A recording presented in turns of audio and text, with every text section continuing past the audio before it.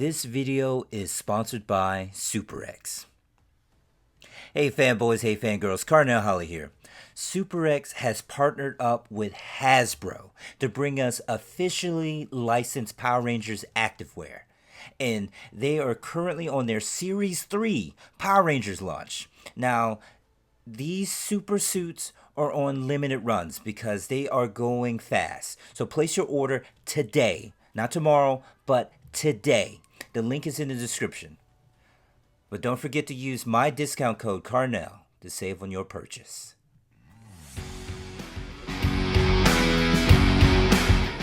Hey fanboys, hey fangirls, Carnell Holley here. Back yet again for another interview with Rick Shick. Now, sir, Rick Shick. I was a part of the panel. I was at the panel. I was a part of the panel. It was a little last minute, but I was excited. Thanks for having me. Oh, dude, I could not have been more excited. You're great. I committed. I committed. Because when you handed me, like, okay, for those that don't know, what is your panel called? Our panel was called Live Action Stop Motion Putty Fight. Now, this is the man behind Mighty Morphin. Not just Mighty Morphin. There was a Mighty Morphin, Turbo, Zeo, In Space. I worked on all those. not before they switched over to the Disney. Was it? Before Disney, it was all Saban. It was all Saban. Under the Saban brand. Saban era. Now, with the toys that were used as the miniatures for, because Oh yeah. I should have one in my hands right now. because I'm thinking like one of the people at the panel in the audience, she came with the Rita dumpster. She made that. She made I that. saw it. I was just like, yo, that's hot. Hey Vic, open the case and give us a putty, or not a putty. Give us one of the Zords. That's awesome. This is like We'll get that. now. While he's getting that, so I mean, these are, for those that don't know, I mean, these are toys that were repurposed. Right. So in season 2 of Mighty Morphin Power Rangers, they were going to change the Dinozords into Thunderzords. They weren't Right. just going to replace them.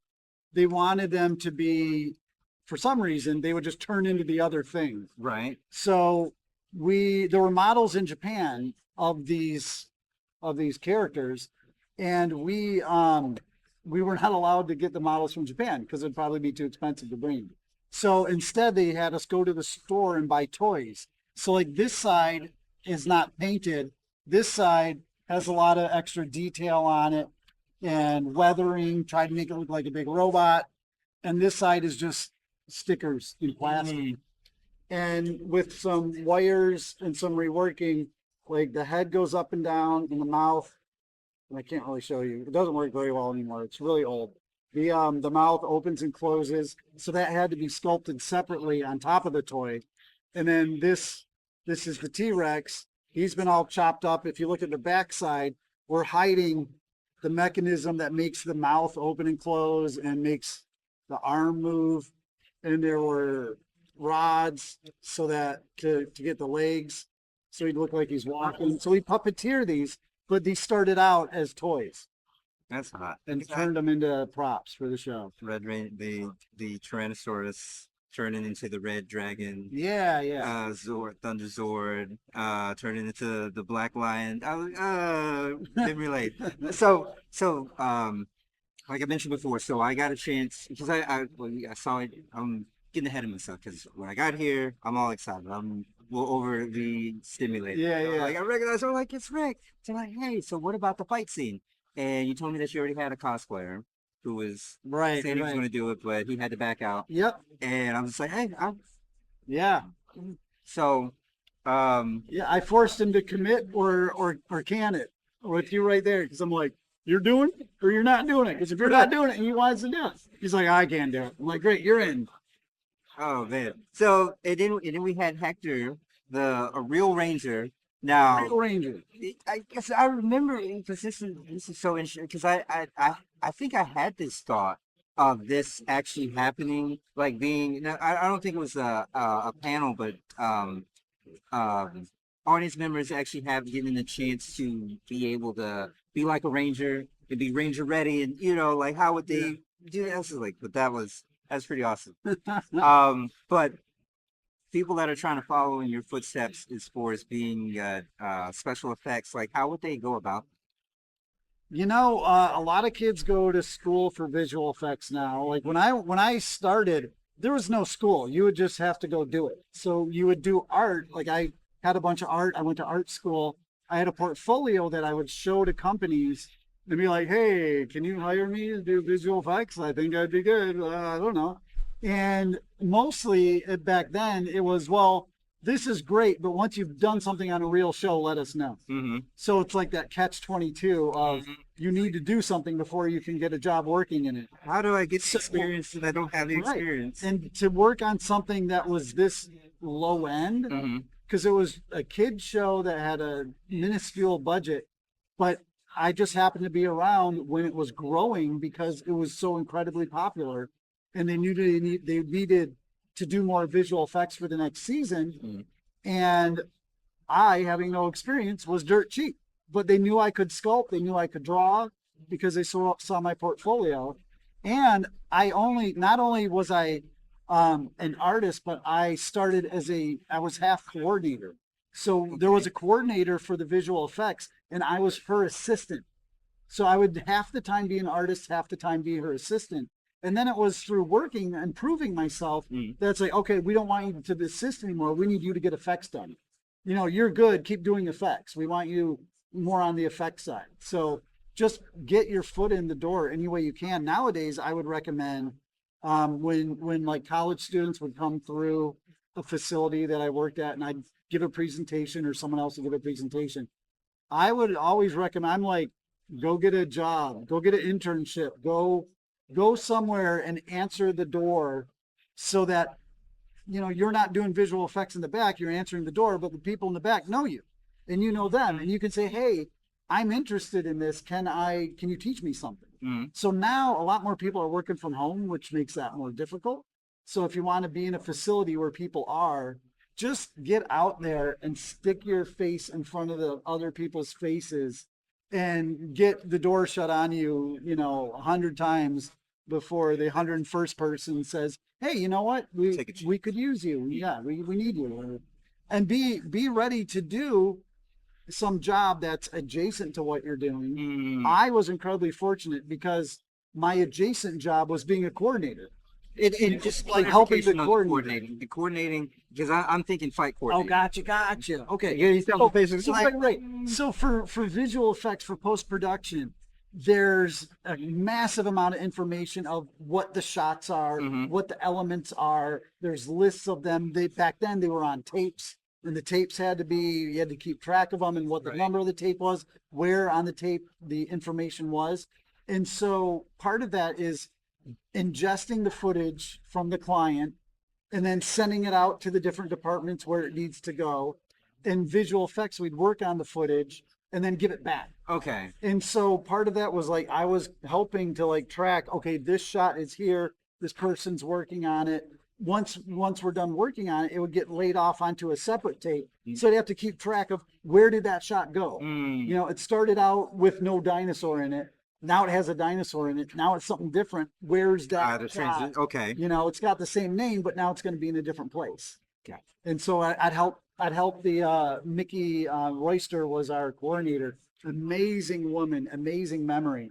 And I was assisting her by keeping track of these things. And then, like I said, as an artist, I was proving that I was better as an artist and more useful. So it's like, okay, here, become all artists now. As far as memory, keeping track of what's where. And speaking of memory, what would you say is the most memorable, impactful memory as your stint on Power Rangers? Power Rangers or Saban? Saban. Okay, so for Saban, it was when there's in Beetleborgs, there was more opportunity to do crazier stuff because of the nature of the show. And I love puppets, I love stop motion, I love anything that's real that you can touch is really cool to me.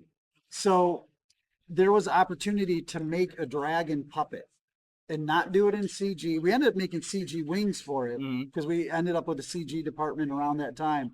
But the fact that I got to make a live action foam with a latex skin puppet with an armature in it with like two people puppeteering the front legs, and I'm puppeteering the body and the head and making it talk. Like I had hinged jaws so the mouth could open and close.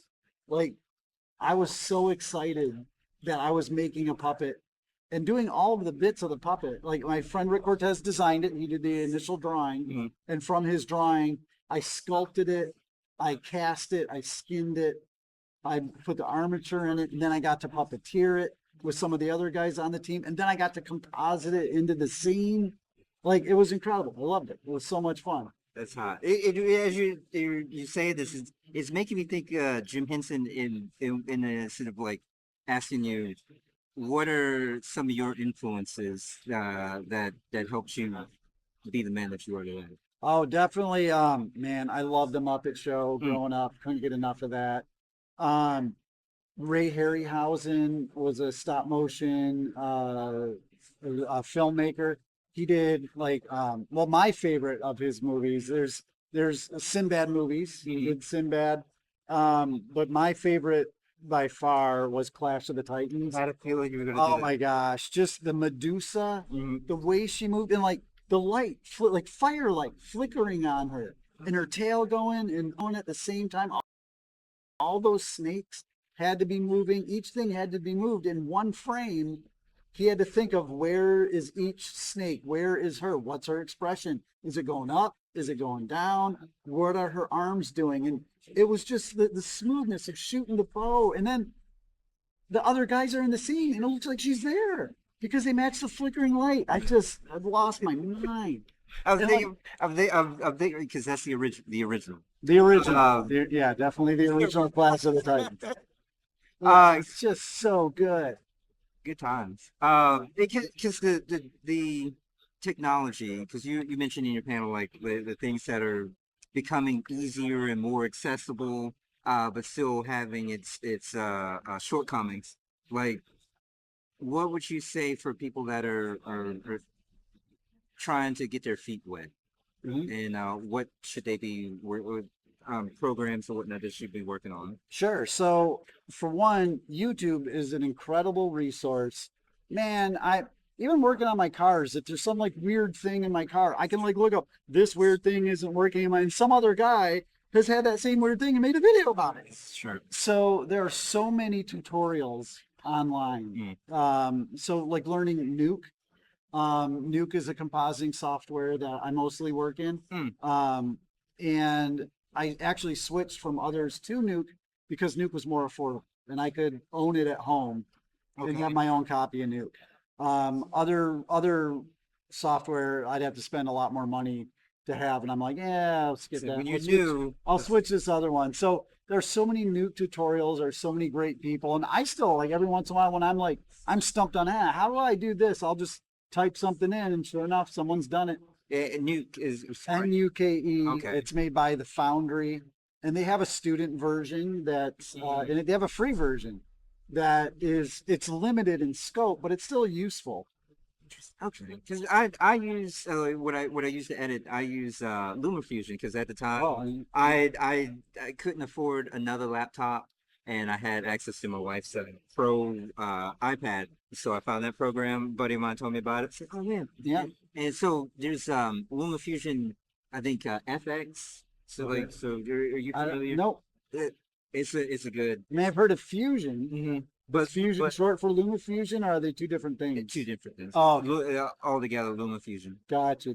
I mean, I use Resolve when I need to edit. No, is it Resolve? DaVinci? DaVinci's. I think it's on Sony. Is that a Sony program? I don't know.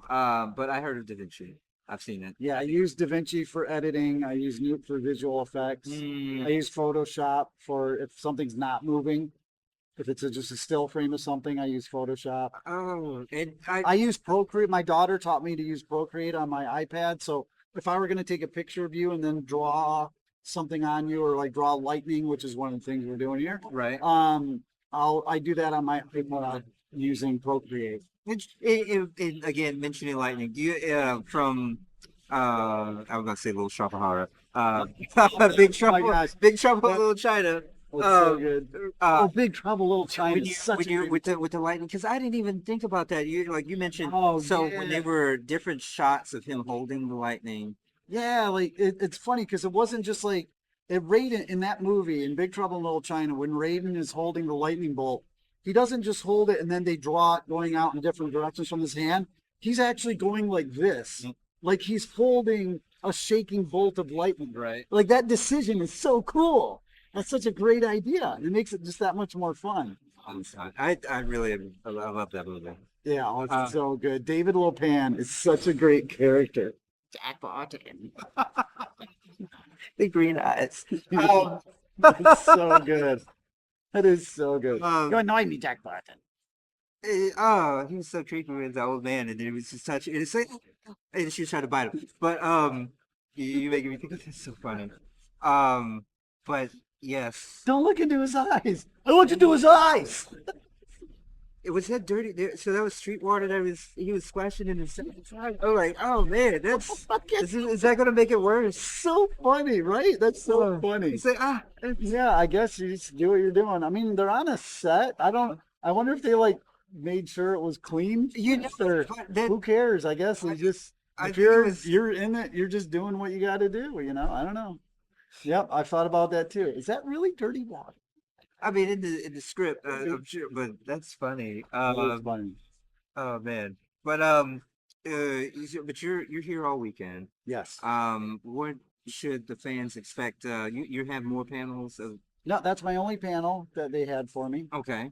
So I'll be at my booth. I have a booth and we're doing, I have in my archive of footage, I have the original morphing background. So yeah, so like Toronto, we can put you in the actual footage from the show. It's not a recreation of I it. saw it. It's not like I made a new version and drew something else. And I've seen some other ones where like, okay, that's nice, but it's not the real thing. But this is just basically putting you into the show. So that's one thing we're doing is the morphing. I'm drawing, if someone wants, I'll take a picture of them and, going like this, and then I'll draw lightning coming off of them. And then because I did it for the show, that's, authentic Power Ranger lightning right there that I drew. I have some of these props that were in the show. You can hold these and take a picture with them. Like if you go up to Steve Cardenas and be like, "Can I hold you, Steve?" He's not going to let you hold him, but you can hold this. I got a chance to take a picture of it. Yeah, and he put the helmet in my head. It's just like, I hold your hands like this, and I'm like, that was pretty exciting. Oh, and putties. So the putties that I made for the show, I make new ones the exact same way I did for the show. And so I'm calling those screen ready putties. Like it's ready to be used in the show if there were ever a new show. So I'm selling those too. The little sculpture. Right. Like for your Rita put a panels. Not Rita, but when Zed made them, they're Zed putties because they have the Z on the chest. Well, Finster didn't make these. Right with the Z. Yeah. But I'm trying to remember because it's like off the top. It's Sure. like didn't they still do the I don't know because I like Zed. He like held his scepter, right? And then the putties were like boo boo boo boo boo, and they kind of appear with some sort of like a clay texture. Okay. That would wipe over them, and then suddenly they were there. Okay. And then I think after that point, I don't think he ever made them again. You just assumed that he had a bunch laying around. And then with the Tingle Warriors took their place. Yeah. Okay. Deep cut. I was trying to think of this off the top. It's like remember. But thank you. Very insightful. Appreciate your time. Oh, certainly. Oh man. I So appreciate your time. oh no, hey, it was coming and things are so How different. was it being beat up by a ranger? How'd that make you? That was pretty cool. I liked it. I liked it. It seems a little bit masochistic, but I'm just like good times. Yeah. Yeah, Hector's a hoot, man. Yeah. That guy's great. Oh, but what are you looking forward to most this weekend? You know what? It already happened. So I met Rob Paulson, the voice of Pinky. Right. Man, we grew up in the same town. He's like 13 years older than me, so we went to the same high school. So I chatted with him for a moment. Yeah, I always think of like, are you thinking what I'm thinking, Pinky? It's like, yeah, but where are we gonna get all the sheep? So like talking to him, that was awesome. If I can get him to say a line at some point, that would be super cool. But I really just I dig doing the morphs. It's fun to direct people who are sitting in front of the green screen and like try to get them to come out of themselves a little bit. Right. Because sometimes it's like it's morphin time, it's pterodactyl. And it's like, no, yeah, it's Yeah, morphin time. I'm like, as loud as you can do it, and like, getting people riled up. That's always fun. I think I took a picture earlier, and I think I had my hand under instead of Yeah. over. I can't remember exactly. I think it because of Yeah. Well, like some people are like this. Right. It's like, no, gotta get it down here. Then they're down here. Like, nope, gotta get it right here. it's his face. He's straight on. So it's just like doing a shoot. But it's fun. It's great fun. Like that. To me, that's the most fun is shooting people doing the morphs because you never know what you're gonna get. Like we had some that were so funny that we've done in the past of like, what am I doing? Like someone will do it and be like, what am I doing immediately? And so we just leave it in when we put it together because it's funny. But like we'll do multiple versions for people if they've done multiple things that are good or funny or whatever. So it's fun. It's a good time. So definitely, if you're in town and you come into the convention, come to the booth, get a chance to morph the actual composite. Yep.